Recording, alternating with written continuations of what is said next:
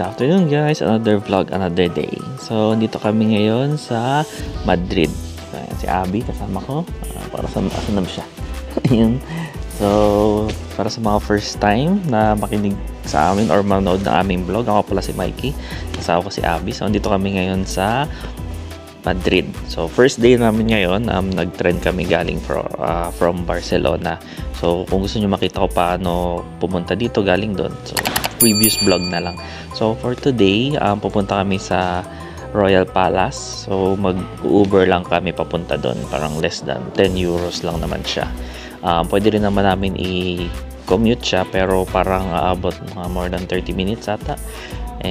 Ang oras ng schedule namin doon is 2:30. Mag-ano na, 1:50. So, might as well mag-Uber na lang kami. Mura lang naman compared sa Barcelona. So, yun na. So, baybayin nyo na lang yung sa vlog namin or ipapakita ko yung nasa Royal Palace. Yan, so nakasakay na kami sa Uber. Tapos minadaanan kaming ganito. Parang Burnham Park lang. Yeah. Mga 5 euro, 3 euro, 5 euro pantalon. Mga shades, kulit. Parang park yung nasa likod. Parang Burnham Park na. Dami oh. Hindi ko lang sure kung dadaan kami dito. Ganda no? Oh, Burnham Park na. Dadaan kaya kami dito. And we're here na sa Royal Palace ng Madrid. Malaki siya. Hanggang doon, simula doon. Diretso daan. Meron pang meron pang parang simbahan. Hanggang doon. Ang laki niya talaga. So, ayan, hanapin namin yung entrance. Tapos 2:12. So, 15 minutes early kami. Then, sige, tingnan natin. Tour natin ang loob. Isa to sa mga must go to ni Abby. Ayan. So, kailangan makapunta siya dito bago siya maging busy. Tapos, meron din sila mga tuk-tuk. Ayan, tuk-tuk Madrid. Kala ko sa atin lang. Sige, hanapin lang namin entrance. So, dito nga pala, nag-book kami via Klook. So, ayan, Klook. Ito to. So, may QR code na siya. Tapos, dalawang entrance dito. Isang with ticket at saka isang without ticket. So, syempre, pila kami sa with ticket na. So, ayun, scanan lang yung QR. Wala nang ibang kailangan ticket. Hindi katulad dun sa sinakyan namin na cable car. So, pipila ka pa rin. Tapos, tsaka bibigyan ng panibago. So, ito direct na. So, ang entrance nga pala dito na binayaran namin is 2,400 o 2,500. Dalawa yun. Parang lumalabas 1,250 ang isa.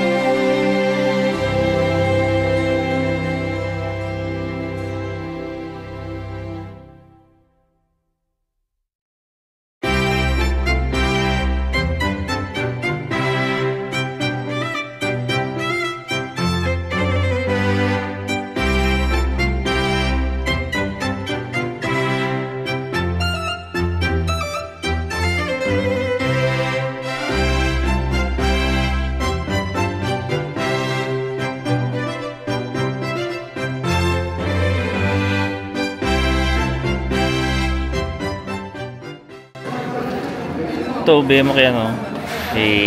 Ba, naliwanag naman. Ang cute oh, may corona.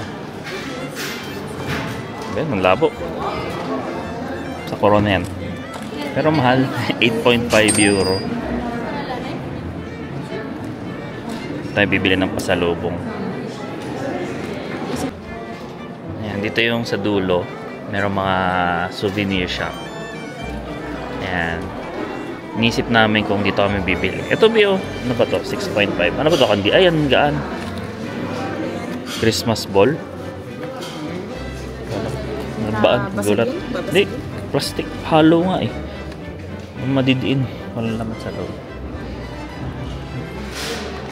Ano? Wala bibili?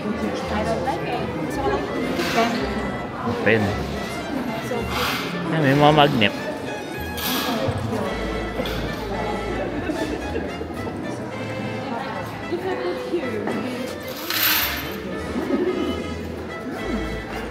Flores de Oriente.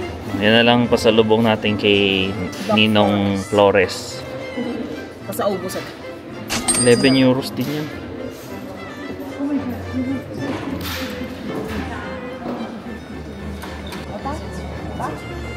Oo, maganda ba yung kulay na yan? Ito kasi coins eh, parang di naman nagko-coins Ninong natin. Ayan, magandang kulay. Sige. 36 yan yun. 7, 14, 21. Mga 3,000 siguro. 2,500. Sige. Ito nga na pasalubong. Ayan. Pasalubong namin sa isa naming Ninong. Doc Ninong. 2,500. Sinabi yung presyo.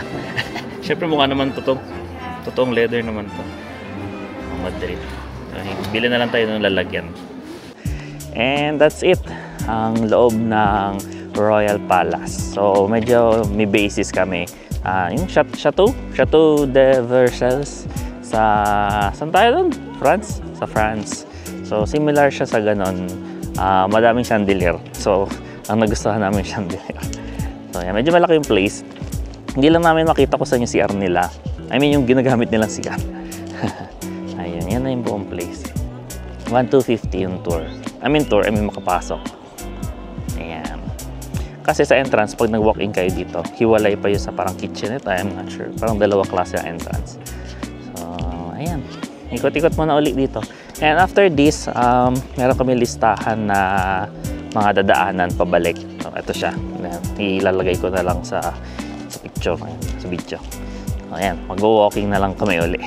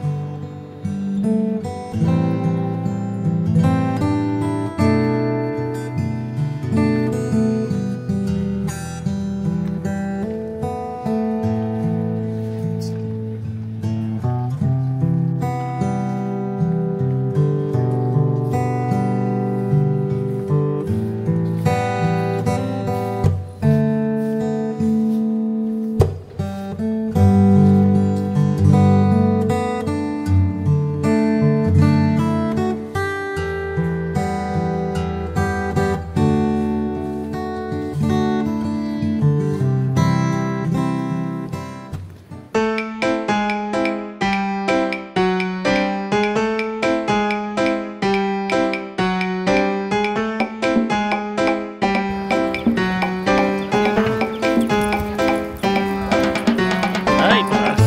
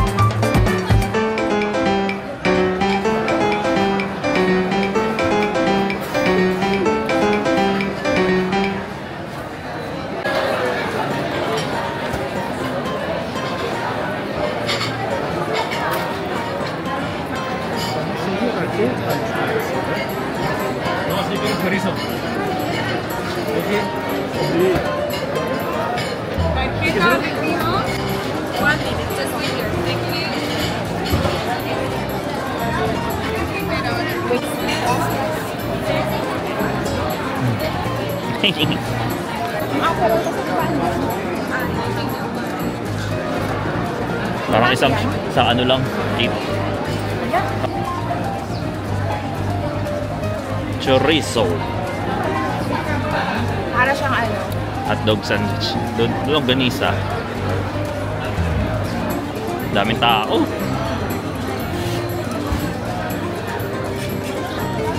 Chorizo. Yung isa, mukhang chorizo hindi gaano luto. Parang maanghang yan. Kain mo na kami. Grabe busog. Kinain namin bigat. Medyo madaming tao sa loob kaya nahirapan ako magbulog. Di ko tuloy mabulog yung mga ibang foods doon. Parang food court. Pero ang dami nag-wine. Talagang wine ang ano nila dito. So, ayan. Balik tayo sa tour. Pupunta sa Mayor's something.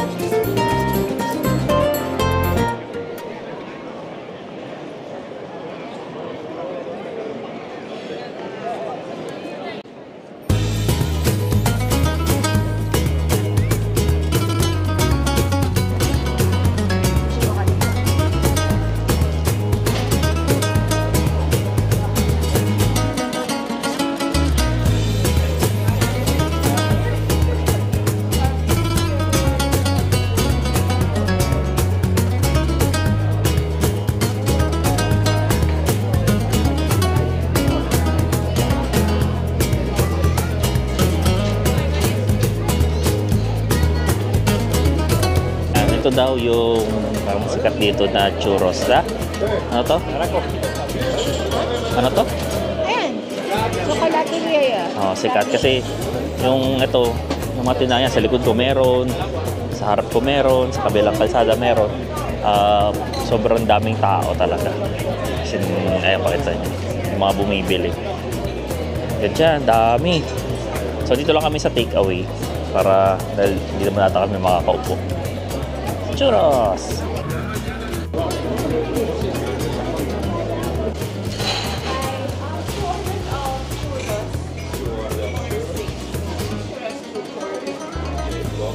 Yeah, and then, how about the dip? Ah, okay. Wow. Busok.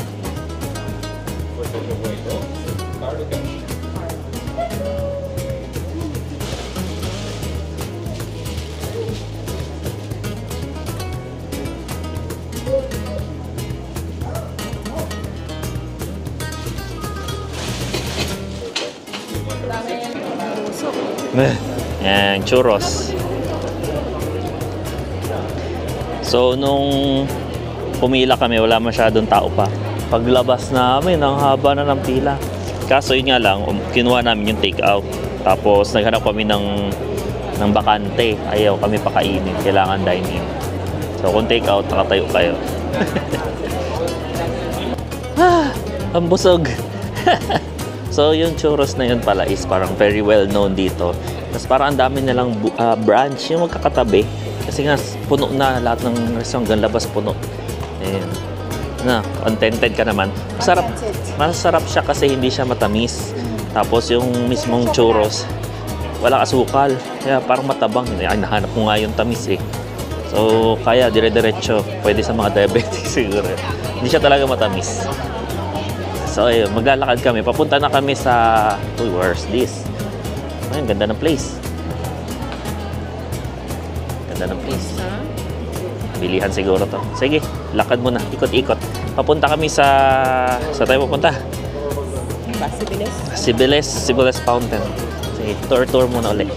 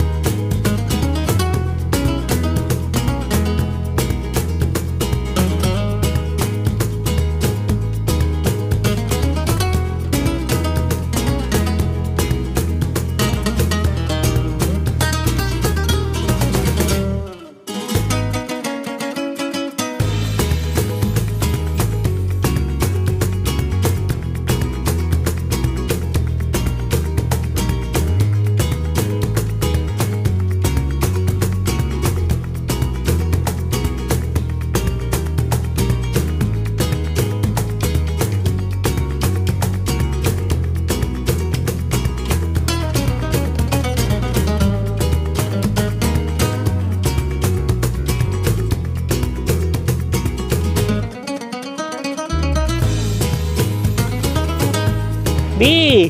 After 2 kilometers, 2.2 kilometers na paglakad, ang pag-akyat, nakarating na rin kami sa gusto niya pupuntahan. Ang makaligtaan ng lahat. Huwag lang itong Palacio de Cristal. Oh, pangalan pa lang, lupit na. Tapos nakalagay sa Google Map, temporarily closed. Sabi niya, hindi, baka yung loob lang sarado. Oh, ito na siya. Ayan. So, tinakpan. Tapos may print out. Ayan, ayan. Picture mo, makita niyo sa likod, yung sa taas. Parang crystal house siya siguro. Pero, at least, nakarating ka na. Na-check na yung bucket list, di ka na babalik dito. Ayan. Ito, nilakad talaga namin papunta. So, kita naman yung weather. Tsaka puro maple tree, kulay red. Parang sa Japan, yung autumn. Ayan, puro red. Maganda. Tsaka malamig. Malamig siya. Yun nga lang, uphill. Kaya pa kami naglalakad. Lumuluwag na pantalon ko. Diba? Diba? Diba? Oh, wow, talaga umaagree. Parang happy ka. Ayun, sige, ikot ulit. Wala na. Baka may gusto ka papuntahan. Gusto ko mag-grocery. Grocery naman. Saan tayo sasakay? Ano ba tayo? Commute? Pauwi?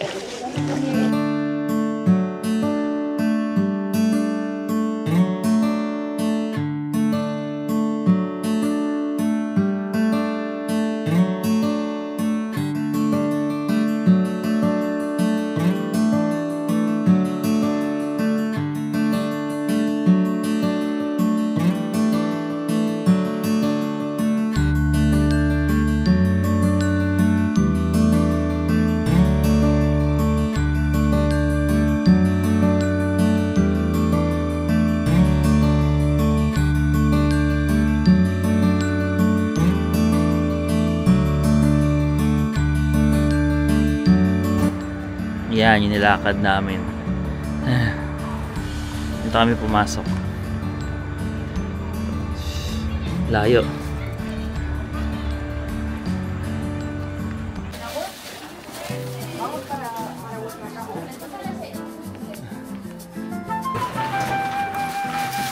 Grocery. Bili muna kami ng konting food. Medyo tipid-tipid. Dito sa grocery mas mura. Like, di ba pag sa labas, 1 euro, 2 euro, 3 euro. Dito, 0.39, 0.60.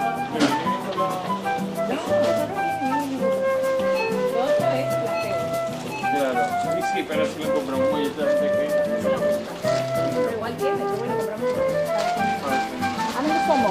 Kahit ano, tinapay. Kainin ko kahit alin dyan.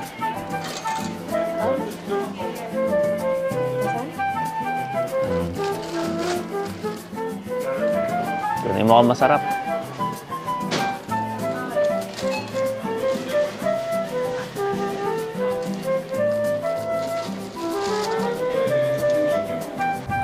Yung mga salad-salad. 2.79 euros. Depende. Gusto mo bili parang healthy? Oh, sige. Lagay ka lang lagay. Minsan lang ito maging Healthy. Okay yan, para pag nakikita ng nanay ko, wow, healthy ang kinakain ng anak ko. Ito.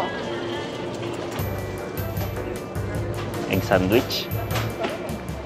Eh, sa dulo, 1 euro lang. Oo. Ano ba yan?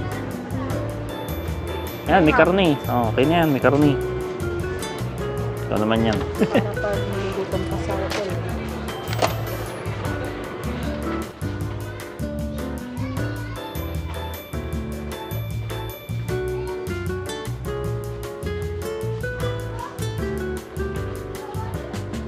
Yun yung dalawahan. Di ba mas mura yun? Sa baba. Sa baba. Ayan, yun yung mga nabili. Ano to? Mga baon. Sa kwarto pag bilang nagutom. Ayan.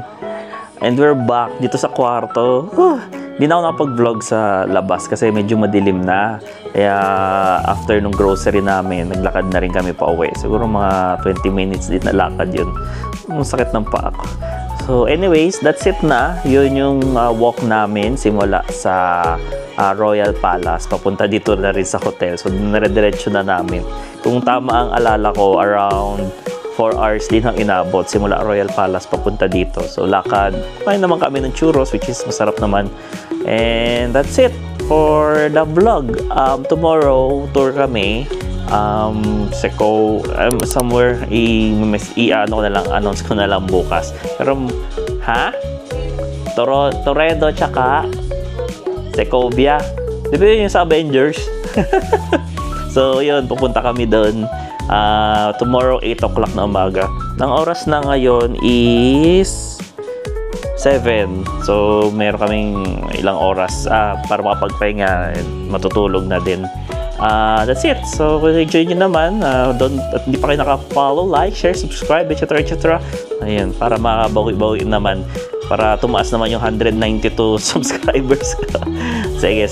Susunod ulit. Bye-bye!